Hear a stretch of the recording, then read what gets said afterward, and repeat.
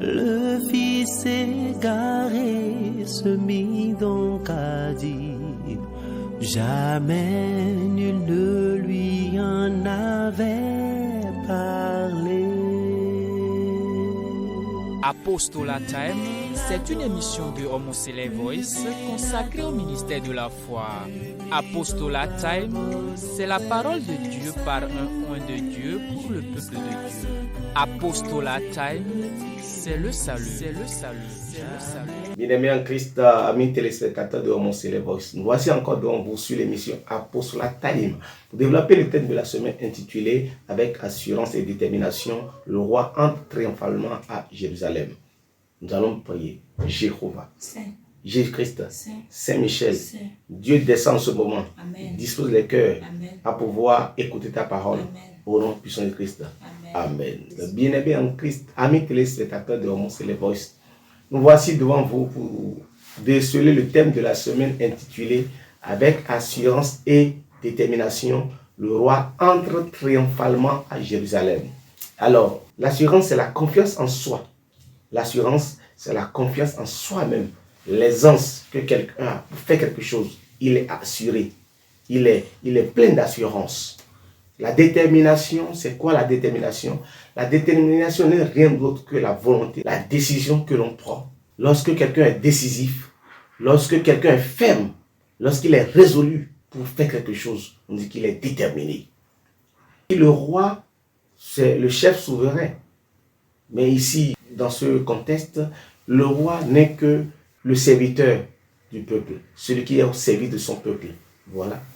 Jérusalem, c'est la ville de David. C'est la cité de David. C'est la ville préparée pour la fête, pour la Pâque. La ville de David, la cité de David. Qui nous souviennent que Jérusalem était appelée Jébus. Et les habitants qui y étaient les Jébusiens. 1er Chronique 11, versets 4 à 9. David marcha avec tout Israël. Sur Jérusalem. Qui est Jébus. Donc c'est Jérusalem qui s'appelait Jébus. Oui. Là étaient les Jébusiens. Habitants du pays. Les habitants de Jébus dirent à David, tu n'entreras point ici. Mais David s'empara de la forteresse de Sion. Donc la forteresse de Sion, c'est sur ça qu'on a bâti Jérusalem.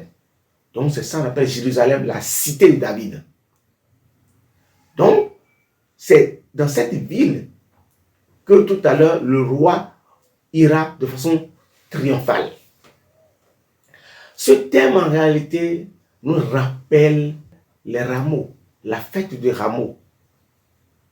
Jésus va entrer triomphalement à Jérusalem.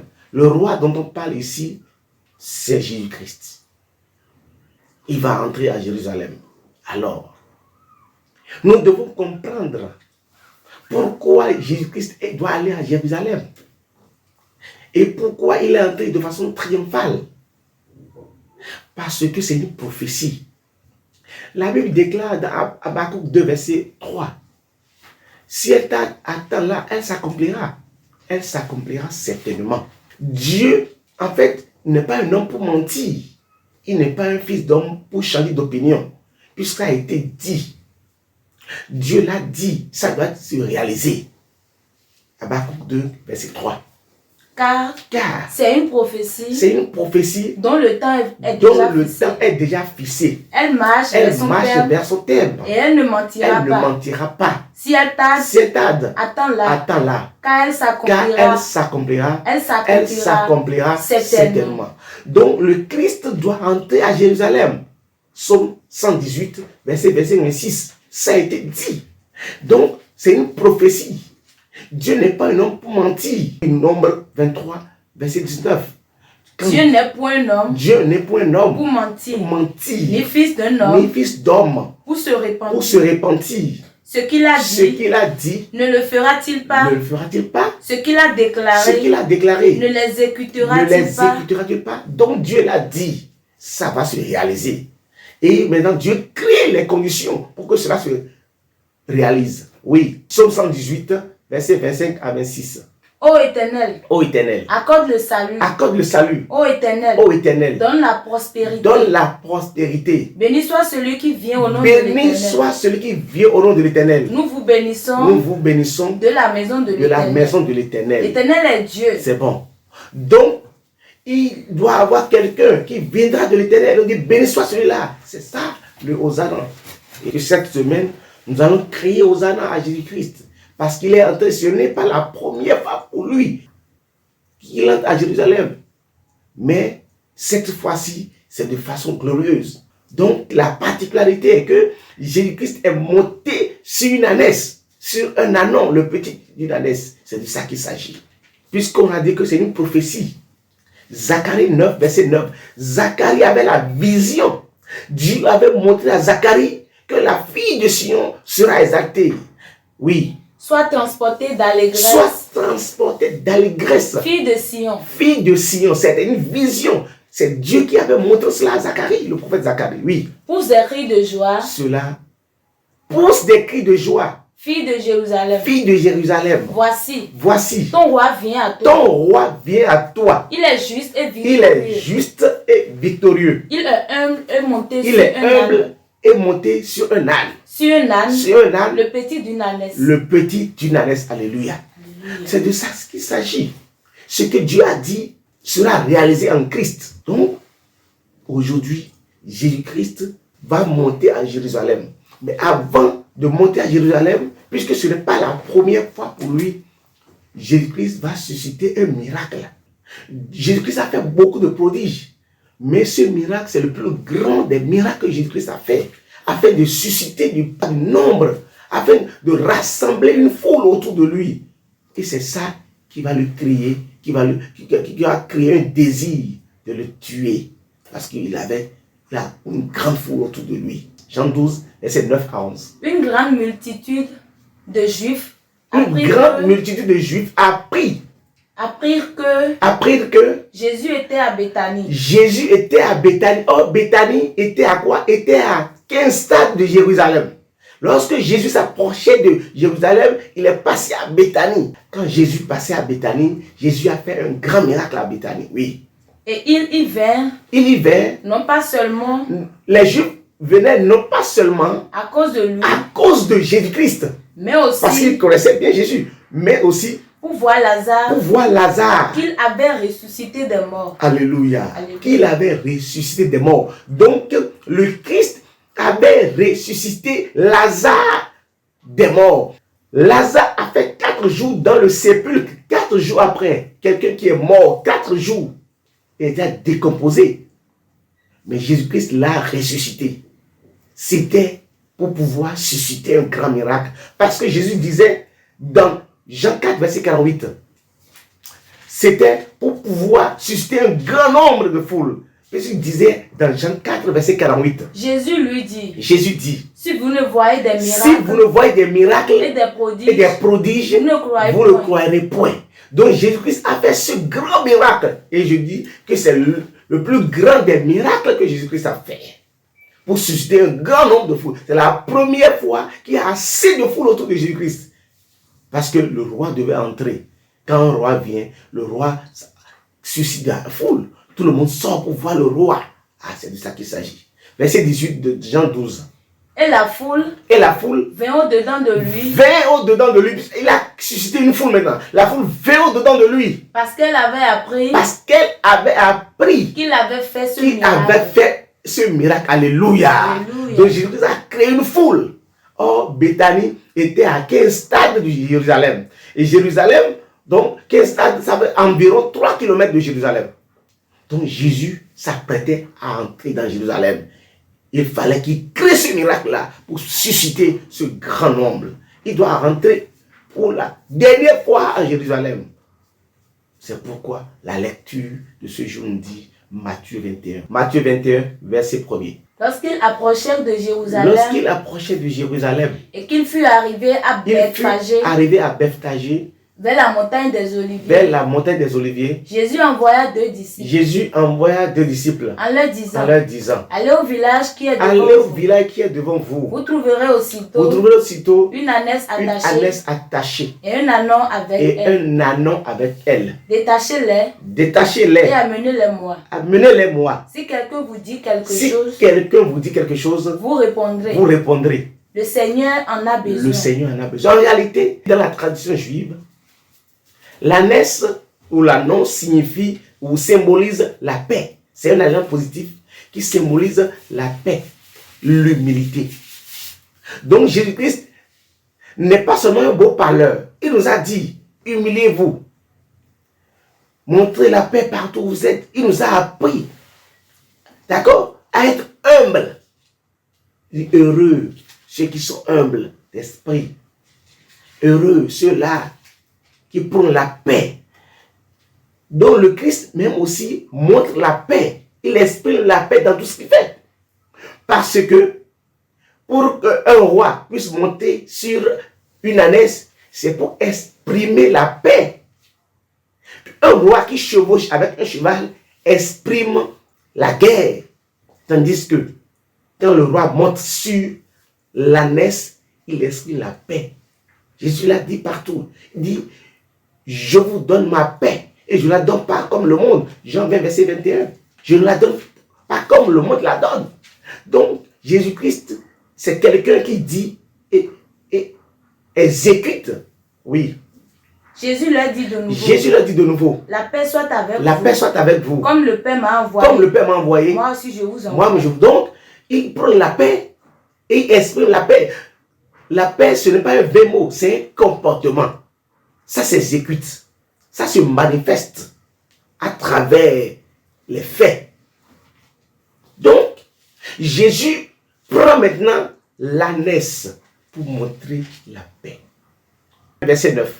Ceux qui précédaient et ceux qui suivaient Jésus criaient Hosanna au fils de David. C'est ainsi s'accomplit la prophétie de Dieu à travers laquelle Zacharie s'exprimait. Il dit béni soit celui qui vient au nom de Jésus. Oui.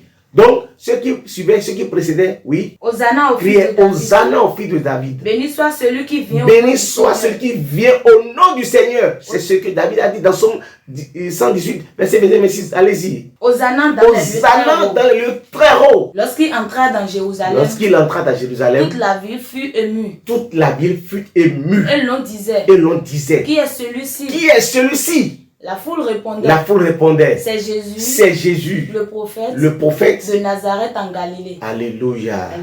C'est Jésus le Fils de Dieu. C'est Jésus le prophète en Galilée. Cela veut dire quoi? Cela veut dire que le Christ est rentré de façon triomphale. Il est rentré comme un roi. Mais avant de rentrer comme un roi, il s'est humilié totalement. Nous devons apprendre à copier le Christ. Puisque la Bible dit, soyez les imitateurs du Christ. Si nous voulons imiter le Christ, nous devons être humbles, à l'opposé du diable. Parce que le thème passé nous parlait du diable, l'ennemi du Christ, qui lui était orgueilleux. Et c'est son orgueil qui l'a fait chuter. Mais cette fois-ci, le Christ, le Fils de Dieu, nous montre l'humilité qui est à l'opposé de l'orgueil. Proverbe 22, verset 4. Le fruit de l'humilité. De la crainte de l'Éternel. C'est la richesse. La gloire. La gloire. Et la vie éternelle. Ah oui. C'est la gloire et la vie. Celui qui veut vivre doit s'humilier.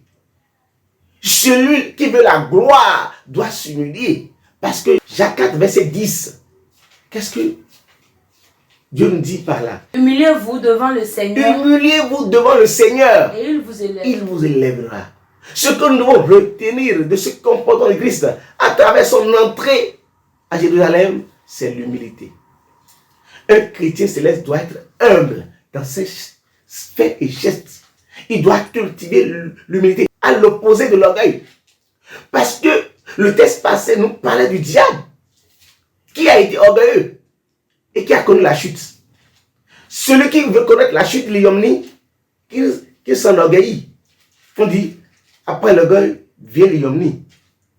Mais après l'humilité, vient la gloire.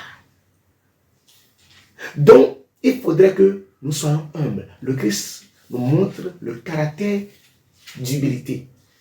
Il faut que nous nous abaissons pour être élevés. Quand nous abaissons, nous montrons que nous sommes réellement des chrétiens. Puisque nous sommes et nous approchons de la Pâque. C'est pourquoi le Christ entre à Jérusalem. Et pour la toute dernière fois, il a été élevé. On a crié Hosanna, Hosanna au Fils de Dieu, Hosanna, parce que ce peuple, ils ont crié parce qu'ils ont vu le miracle, les multiples miracles que le Christ a fait. Mais malgré les miracles, les prodiges qui passaient par le Christ, il ne s'est pas enflé d'orgueil comme le diable. Lucifer, quand il était l'ange préféré de Dieu, il avait la chair de tout. Il était comme le premier ministre de Dieu. Il s'est enflé d'orgueil. Il a connu la chute. Mais lorsque le Fils de Dieu est venu pour nous sauver, il s'est humilié totalement et Dieu l'a élevé. Nous devons prendre ces exemples-là. De qui es-tu, toi qui m'écoutes actuellement? Si le Christ est entré avec une assurance, une détermination, il est resté humble jusqu'à la mort sur la croix. Bientôt, nous allons connaître ce temps-là. Toi qui m'écoutes, il faut que tu changes de comportement. Il faut que tu sois humble dans tes faits, dans tes gestes.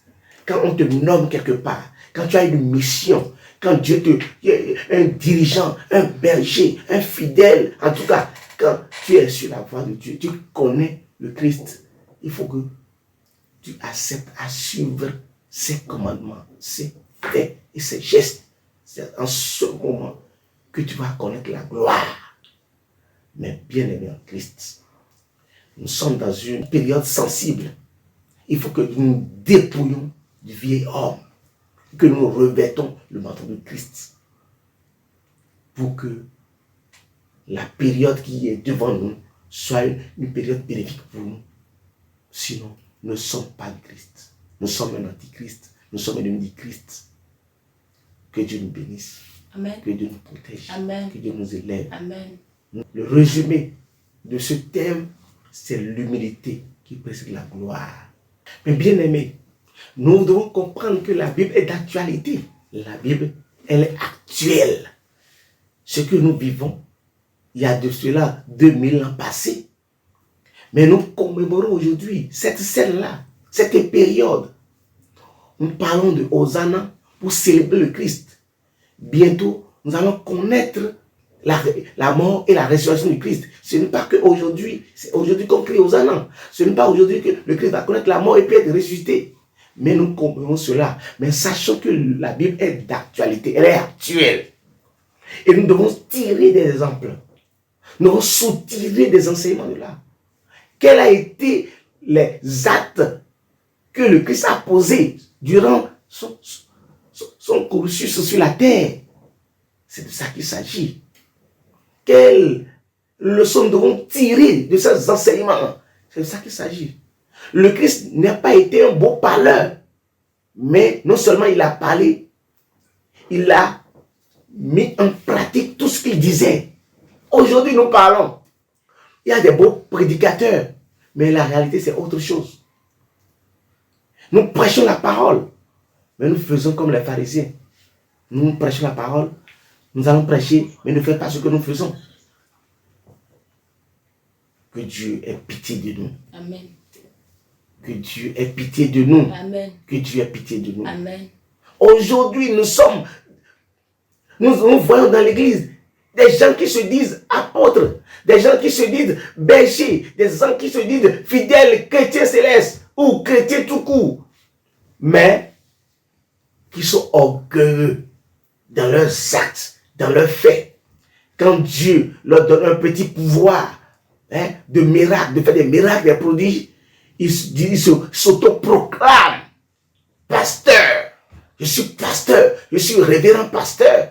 Mais est-ce que nous sommes à l'exemple du Christ? C'est de ça qu'il s'agit. Le Christ, vous voyez tout ce qu'il a fait, il s'humilie, il se cache.